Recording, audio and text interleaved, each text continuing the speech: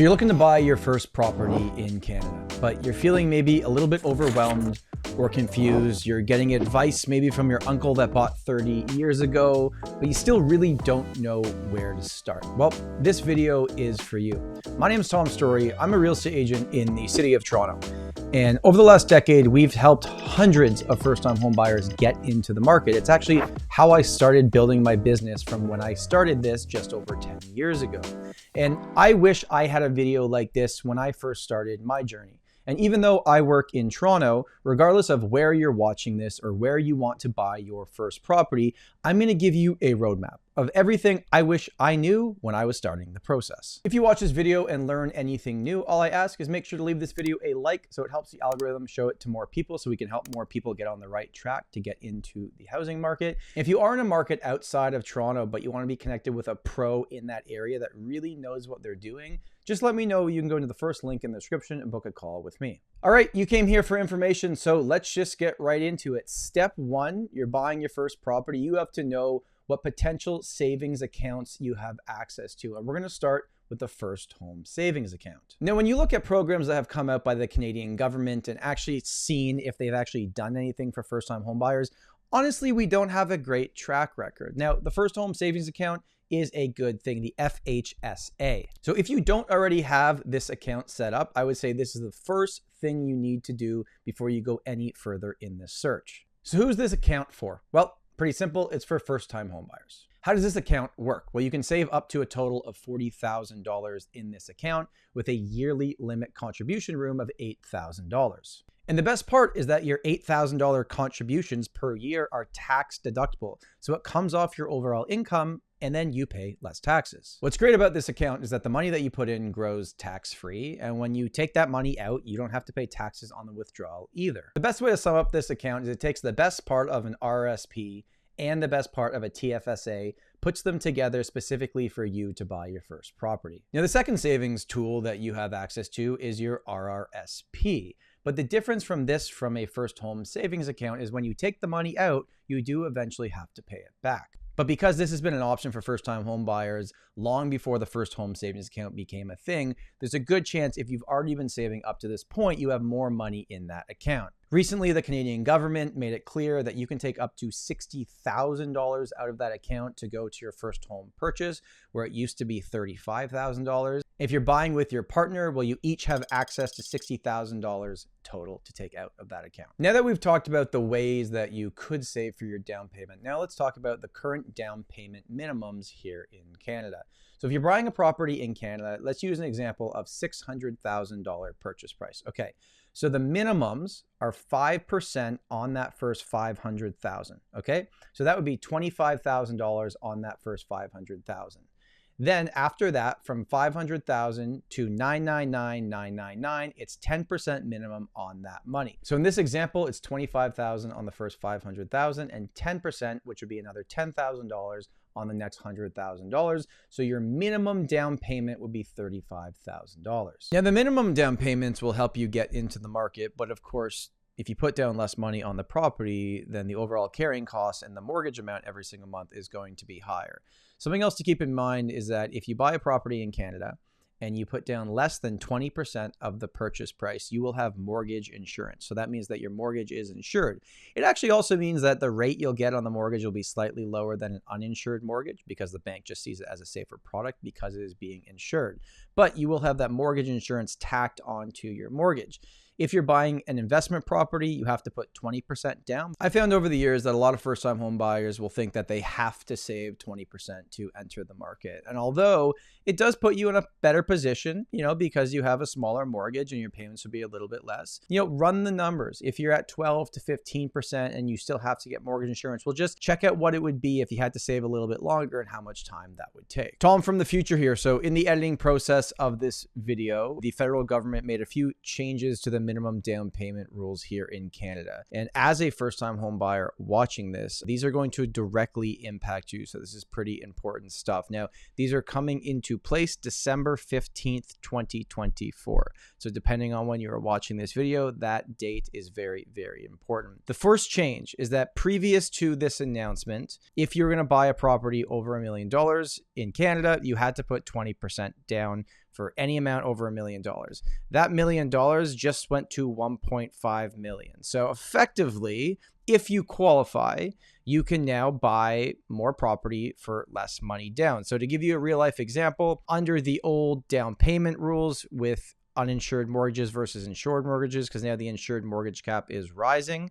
Now it's just basically anything over 1.5 million, you got to put 20% down, but it's different now from $1 million to 1.5. So previously, if you're going to buy a property for $1.3 million, that down payment had to be 20%, which is $260,000. As of December 15th, when these new rules come into effect, that minimum down payment for a $1.3 million property is now $105,000. Like significantly less money down to buy more property. But of course, you're taking on a larger mortgage if you decide to take advantage of these changes. Now, that was the first big change. The second one was going to really directly impact first-time home buyers is first-time home buyers taking insured mortgages, which means less than 20% down on properties now under $1.5 million.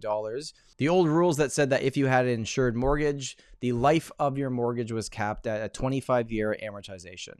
They've now bumped that to 30-year amortization. So what this means for you is that the life of your mortgage is longer, but your monthly payments will be less the further you extend that mortgage out. So adding those additional 5 years will make the monthly payments be lower for you. Now, something to keep in mind is that if you extend the mortgage out, even though the monthly payments are lower, the overall interest you're paying over the life of that mortgage is obviously going to be more because it's a longer mortgage term, okay? So just keep that in mind. But both these changes directly impact you. First-time homebuyers in Canada trying to enter the market can now afford more with less money down, and allowing that from 25 to 30 years for an insured mortgage with anything under 20% down is going to bring down those monthly payments. But you just have to understand how this all works. Now, with the 30-year amortization for insured mortgages, I actually think this is a great thing because it's going to allow you to enter the market, pay less monthly right away. And at least my personal experience helping a lot of first-time home buyers, you don't live in that property for 30 years.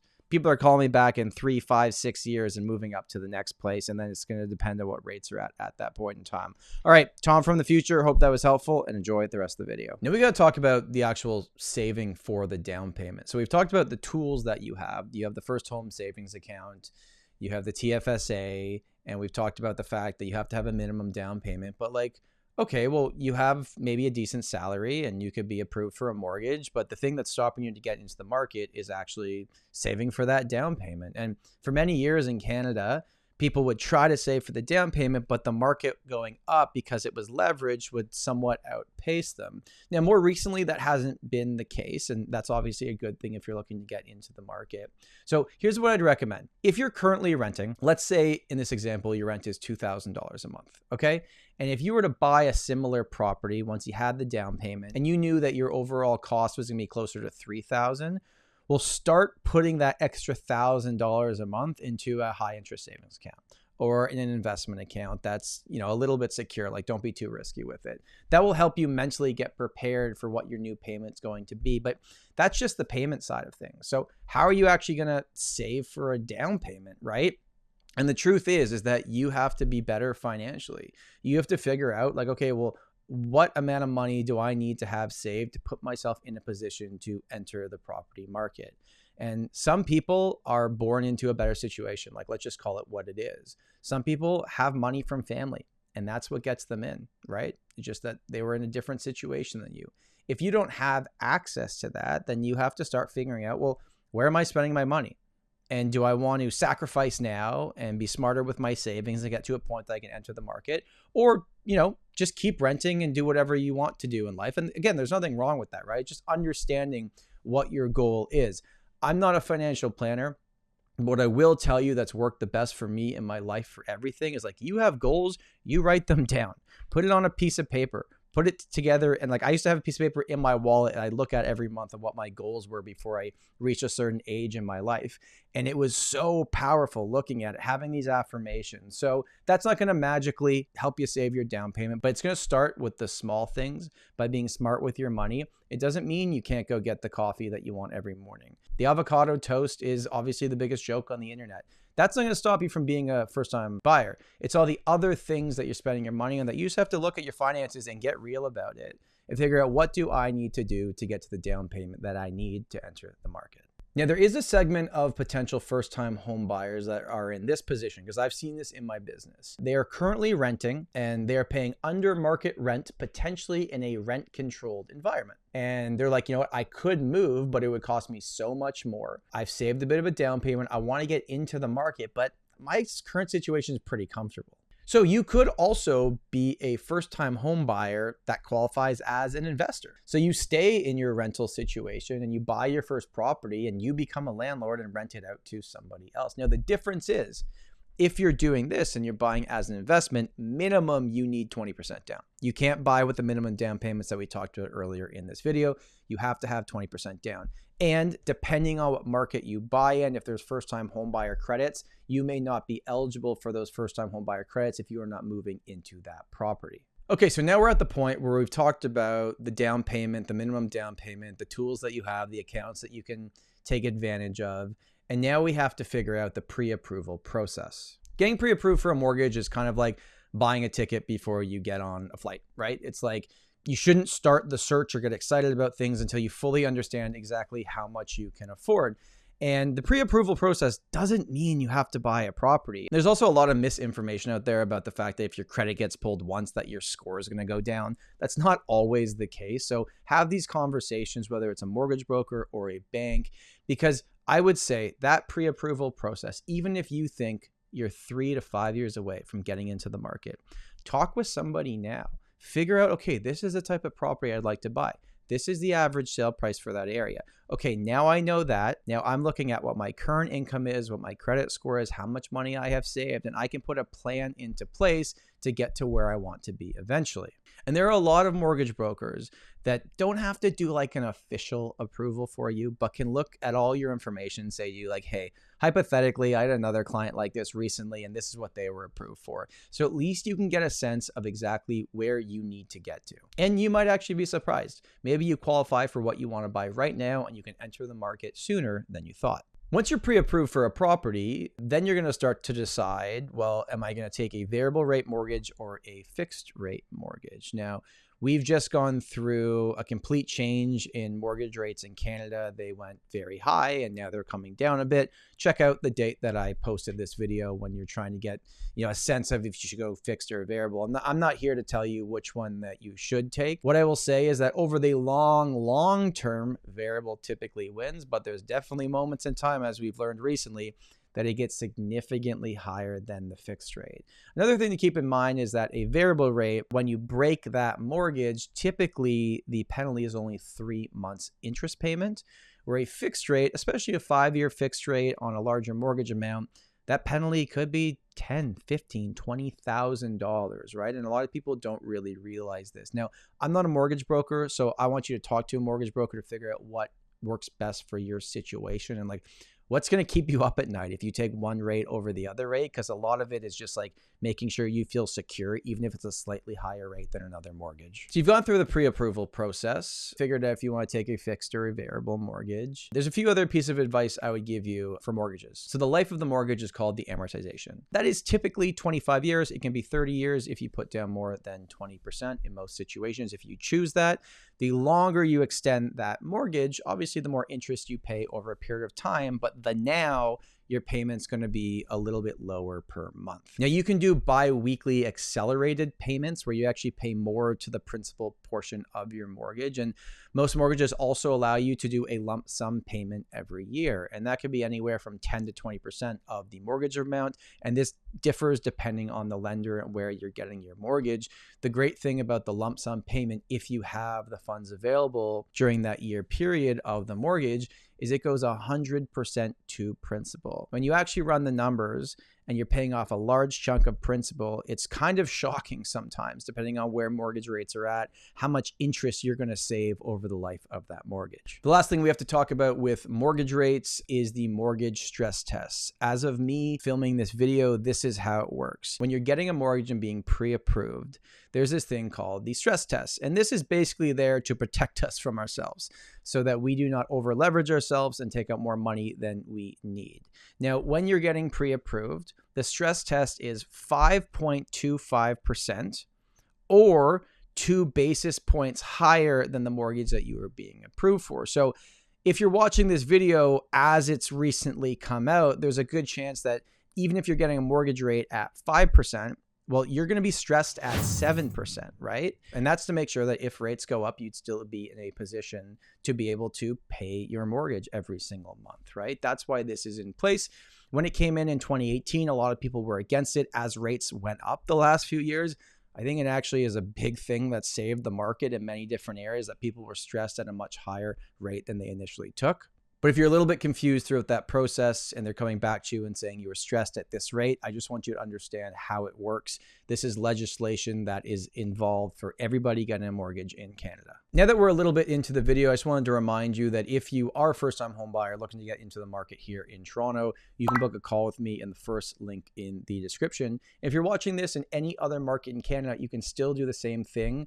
We have a referral partnership with a lot of the best agents all across this country. I can connect you with somebody that I trust that takes their business as seriously as I do. Okay, now let's get into the fun side of it, okay?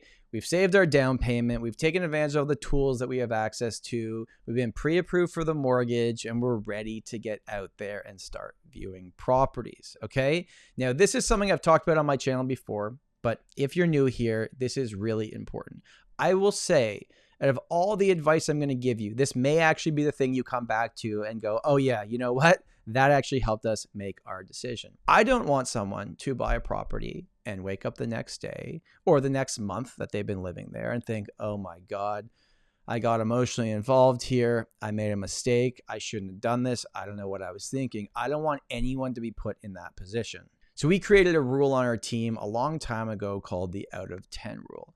And it's fairly straightforward. Here's what I want you to think of. When you go into a property, we're going to ask you, where do you rank this out of 10? But here's the thing. You can't say 7. Why can't you say 7? Because everyone's going to say 7 if they feel kind of average about it. It's kind of like the meh answer. I don't want you to feel like that. But a property that you're spending this much money on, this is a big, big financial decision for you. So that's going to force you to go, okay, this property is a 6 or below out of 10. And if you feel that way about that property because you can't choose 7, I'm telling you right now, move on. It's not the right place for you. Now, we have to think about this ranking system realistically, right? Like within your price range. Because you can't choose 7, well, you might think, you know what? This property is an 8. If the property is an 8, what I want you to ask yourself is, if I brought in my furniture, if I painted the walls my color, if I changed, let's say like the kitchen backsplash, you know, minor things, change the doorknobs here, that kind of stuff. Does this property become an 8.5? Does it become a 9? If initially you think this property is a 9, there's a good chance that you should try to figure out now what are the next steps. If we're going to offer on this, what is the strategy going to be? Does a 10 out of 10 property exist? It does. Typically though, in those situations, because it is rare, other people feel the same way you do. And there's a good chance if a 10 out of 10 exists, you're probably going to be in competition with other buyers for that property. I'm telling you though, out of everything I say in this video, the out of 10 rule has always been the thing that buyers come back to when they work with us and say, that was great. That helped me make my decision. So now you've been out and you've viewed some properties with your real estate agent and you're thinking like, okay, this one I just saw is a 9. I want to make an offer on this property. Let's go through what you need to know about an offer. And I call it the big 5. So in my opinion, there are 5 things that you need to know that are the most important throughout an offer process, right? And this is not getting into the agency relationship with your real estate agent because that is different depending on every market across Canada. I'm specifically talking about the point that you've chosen your realtor, you're in an agreement with them, and you're making an offer on a property. So most of the forms that are used across Canada, most of it is pre-printed. A lot of lawyer jargon, things that are in there to protect the buyer and the seller. But here's what you would want to focus on. Okay, the first thing is, and this is maybe kind of obvious, the price. What is the offer price with the offer that you are making? The second thing is going to be the deposit. So let's talk about the deposit.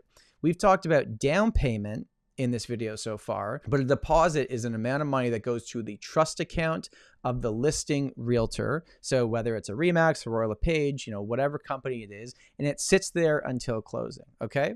Now in Toronto, that amount of money is typically 5% of the overall purchase price, but I'm well aware that in other markets across this country, if you're watching this from somewhere else, it could be a lot lower than that, right? So find it out for your specific situation, what you need to have. And the reason why I bring this up is because that deposit typically is due within 24 hours of that offer being accepted. And you can do wire transfer, you can do bank draft. But if you bank with like Simply Financial or Tangerine, these are great banking options for people because the fees are really low. But I tell you, when it comes time to get a bank draft, it's like the biggest headache we've ever dealt with for clients. So why I bring this up is have that money in an account that can be liquid when you're going throughout your search. So that money can be taken out. And if you bank with somebody that is not one of the big banks in Canada, just make sure you get ahead of this. You have conversations that when you need this money, you can actually get access to it.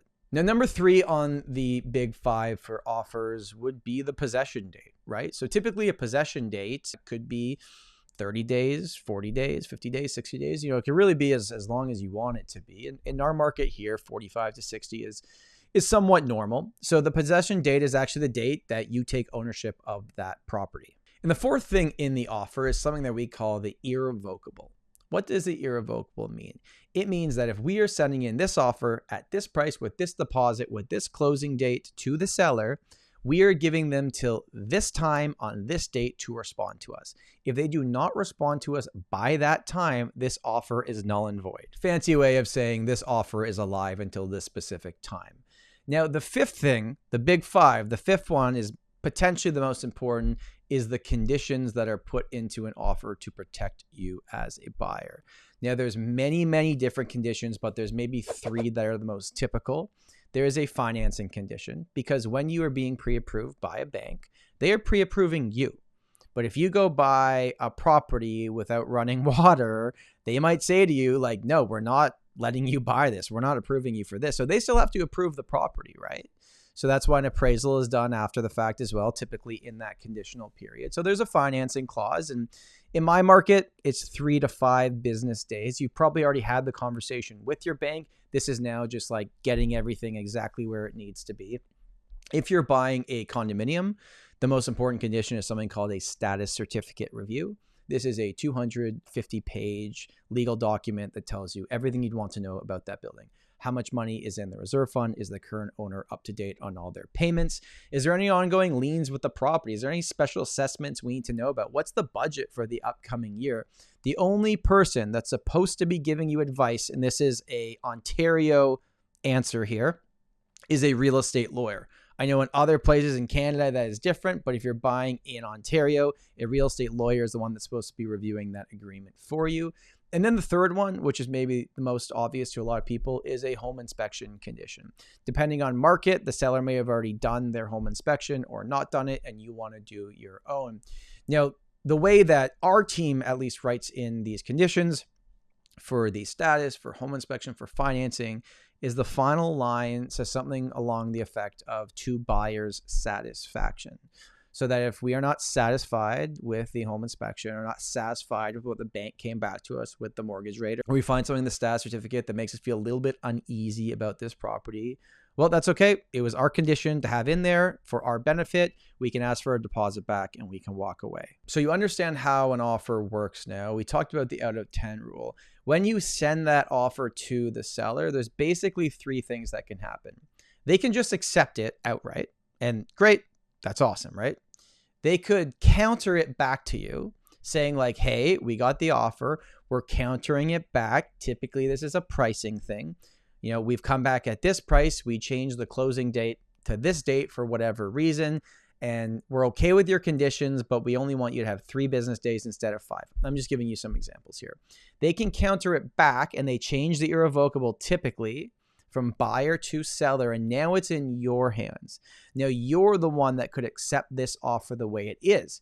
If you get this counter offer back and you think, okay, I'm all right with everything, but this is still $5,000 more than I'm willing to pay, you can counter it back to them. You can technically go back and forth as many times, I guess, as you want. The paperwork becomes a little bit messy at that point, but that's what could happen. Or the third thing is just the seller can say, no, we got your offer, but for whatever reason, and again, it's usually a pricing conversation, it's too far apart from where we want to be. We're not willing to work with this offer. We're just going to let it expire. Now, as we get near the end of this video, because we've talked about a lot so far, I also want to say that if there's anything I haven't covered that you have specific questions about, please put it in the comments. I will make sure that I'm active in the comment section of this video to make sure that you have all the information that you need, regardless of what market you are looking to buy in. The next thing we have to talk about is closing costs. Okay, so you have your down payment and deposit, but is there anything else on closing that you would have to fork out money up front for? And yes, the answer is yes. And again, this depends on market. There are some markets that don't have land transfer tax. There are some markets like here in Toronto that you pay double land transfer tax. If you're a first-time home buyer, you can get that credit, and they call it a credit, but it's not like you pay it and you get it back. It's just taken off the top, and the maximum is $8,475. In my market here, there's typically 3 things that you would need to be aware of that's outside the scope of just the down payment that you saved. The first one is a real estate lawyer. Now, again, don't quote me exactly on the price I'm going to give you because it's going to change across Canada.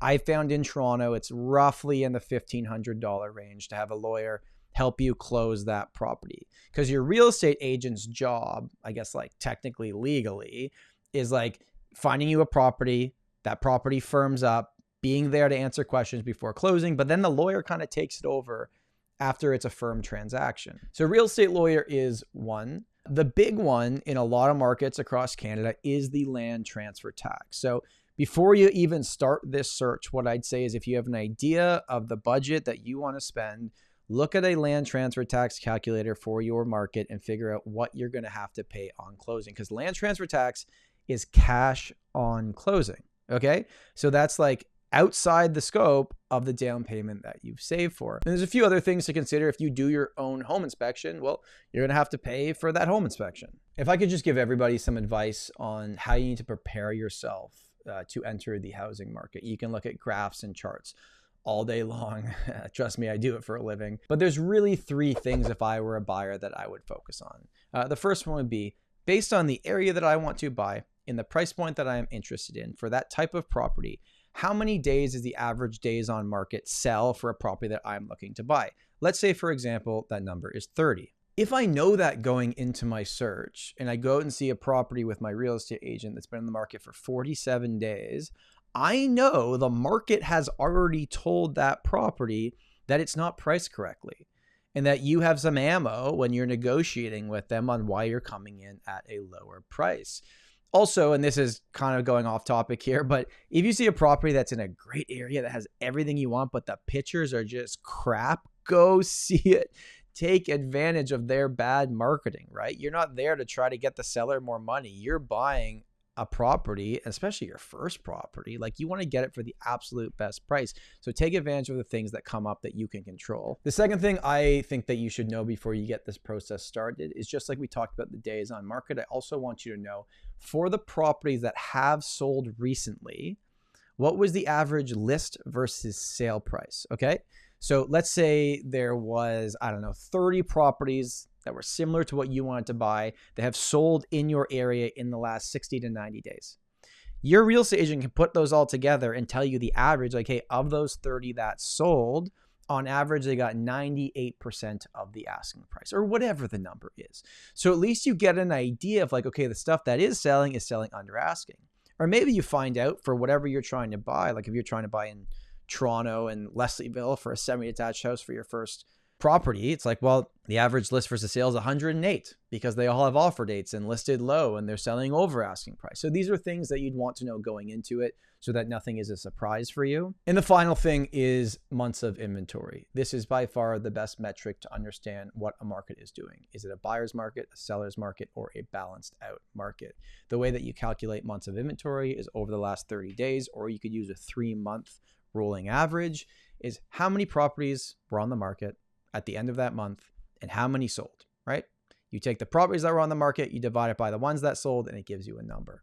If that number is under 3, you're in a seller's market. If that number is 4 to 6, you're in a balanced market. If that number is over 6, then you're in a buyer's market where there's a good chance there's pressure on prices going down. So maybe waiting a little bit will actually get you a better deal. With all of our first-time home buyers, well, really any buyer for that sake, we do something called the reverse buyer search. And I think this is the best thing that you could do before you get out there and start viewing properties.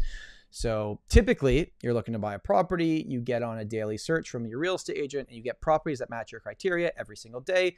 And that's great. But everybody does that. What you should also do, what I would recommend, is based on what you are looking to buy in the area you're looking to buy. This is what we do for our clients. We create a list of, let's say, the last 15 or 20 properties that sold in the last, let's say, I don't know, 2 to 3 months, depending on the area. And we send you that list and say, hey, based on what you told us you were looking for in the price point and area you were looking to buy, here's what's actually sold that matches your criteria. Can you go through that list and use that out of 10 rule and let us know which ones were your favorite? Like, which of these would you have been interested in buying for that price if you were ready when these had actually sold? This is a really, really good learning experience because it also helps us as the real estate agent key in on like, okay, you really like this property for this reason. Now we can go try to find something else that is very similar. So reverse buyer search, I think it is awesome. How we're going to wrap up this video is talking about just the true cost, the monthly cost of owning a property. So there's your mortgage payment, which is split into interest and principal. That's probably another whole video on its own. Then if you bought a condo, you might have maintenance fees. You're going to have property taxes that, depending on the market that you buy in, you might be paying monthly, you might be paying quarterly.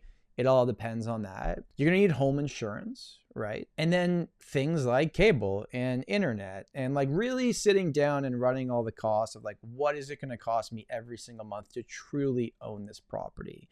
If you buy a freehold property that doesn't have guaranteed maintenance fees, well, hey, like if you need to get landscaping done once in a while, if the roof is looking a little bit old, how old is the furnace, right? All of these things you need to consider where there could be larger payments down the road, which you wouldn't find in a condo, but then overall it kind of averages itself out. So that's it. I hope you found that valuable. As I mentioned before, if you have any other questions, put them in the comments below. I will make sure to answer them for you and try to help you get started. Buying a property can be scary. Every first-time home buyer that I talk to, I ask, I'm like, are you excited? And they're like, I'm nervous.